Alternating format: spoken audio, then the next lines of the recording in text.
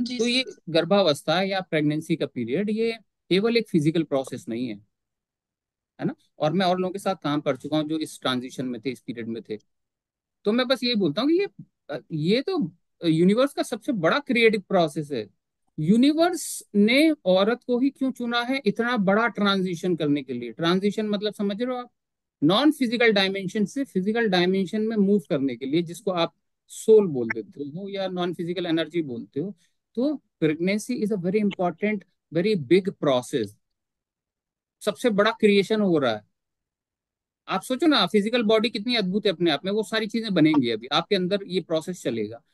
साथ ही साथ ये बहुत बड़ा आध्यात्मिक प्रोसेस भी है, स्पिरिचुअल प्रोसेस भी होता है माओ के लिए। खासतौर से अगर आप थोड़ा सा सतर्क रह के जो प्रैक्टिसेस हम करेंगे, उस पर फोकस करके, जो जिस तरह की विचार हम अपने अंदर पैदा करने की कोशिश करेंगे, इन छोटी छोटी चीजों पे प्रोसेस अगर आप करेंगे, तो आपके लिए पर्सनली बहुत बड़ा एवोल्यूशन आप अपने अंदर देखो। आपने बात किया ना कि बड़े एक डिप्रेशन से वापस से गुजरे आप दोबारा, है ना, जब हमारी वर्कशॉप जी। खत्म हुई मेडिटेशन छूट गया दोबारा से। जी सर। ये बहुत बहुत इंपॉर्टेंट है, it's a very important period for you, right.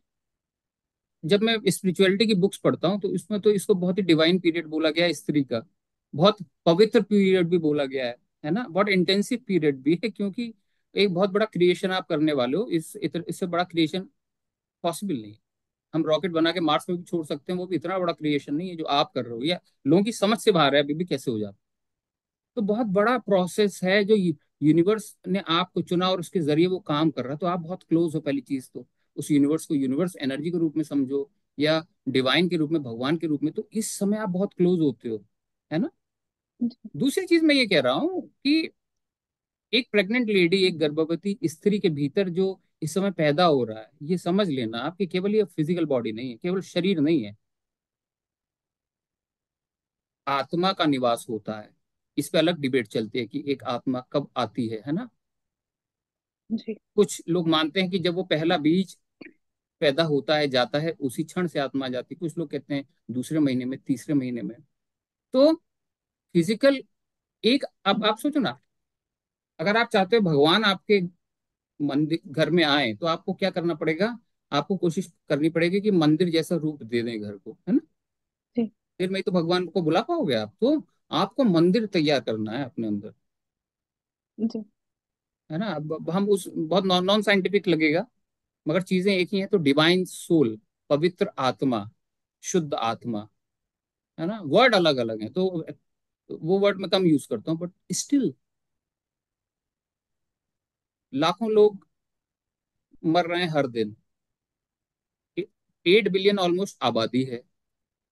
Non physical dimension में इतनी बहुत सारी एनर्जीज हैं, अच्छी या बुरी या बहुत मीडियोकर, जिनको अपॉर्चुनिटी नहीं मिलती वापस से इस लोक में आने की इन अ ह्यूमन फॉर्म। एक अपॉर्चुनिटी इस समय आपने दी, आप दे रहे हो। जी। तो उसके पीछे बहुत लड़ाई होती है। जो मैं पढ़ा है उसके आधार पे बता रहा हूँ आपको, मेरा अपना उसमें तजुर्बा नहीं है। अब मंदिर जैसा रूप दे देंगे अपनी बॉडी को, और जो उसके अंदर पनप रहा है, तो एक अच्छी आत्मा को इनवाइट करोगे। एक बहुत अच्छा स्ट्रक्चर नहीं दे रहे हो, अपना ख्याल नहीं रख रहे हो। अपना ख्याल नहीं रखोगे तो जो अंदर है उसका भी ख्याल नहीं रख रहे हो। तो फिर उस तरह की एनर्जी अट्रैक्ट होगी। तो एक बहुत ही प्योर एनर्जी अट्रैक्ट होगी, या नॉट सो प्योर, बहुत सकारात्मक एनर्जी नहीं अट्रैक्ट होगी, है ना। वो डिपेंड करेगा कि आप इस समय अपना ध्यान कैसे रख रहे हो। You and how this all thing is happening, कौन सी सोल कहाँ जा रही है, उसके लिए यूनिवर्स है, उसकी अपनी मैकेनिज्म है। कैसे जाती है?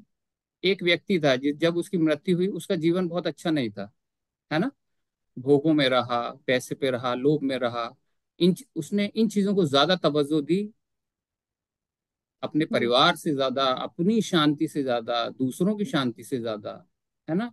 तो सब में अच्छाइयां हैं, बुराइयां हैं। तो किस तरह के आदमी ने जीवन छोड़ा? अब जो नया गर्भ, अब नए माता पिता कैसे हैं, पूरा नियम बड़ी बखूबी काम करता है। हर आत्मा जो नॉन फिजिकल डायमेंशन में है, जब वो फिजिकल फॉर्म में आती है तो रैंडमली नहीं आती। कैसे पेरेंट्स, उसका पुराना जीवन कैसा है, उसी के अनुरूप उसको नया जन्म मिलेगा। तो बड़ा एक आध्यात्म में हम और बोलते हैं कि पुरानी आदतें इस जन्म के संस्कार बनती है।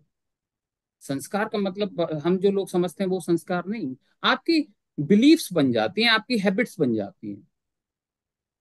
जिसने पहले पैसा पैसा पैसा किया, या जिसने पहले, जिसके अंदर बहुत काम वासना रही, वो वैसी ही जगह पे जाएगा जहां माता पिता में भी वही आदतें हैं, उसी तरह का परिवार है।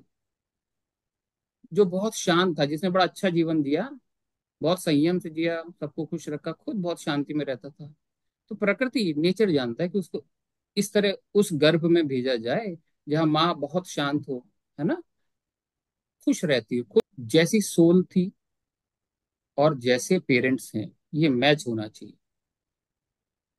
तो ये मेरी किताबों की नॉलेज के आधार पर इस तरह यूनिवर्स डिसाइड करता है, रैंडमली कहीं कुछ नहीं होता। आपको फोकस ये करना है कि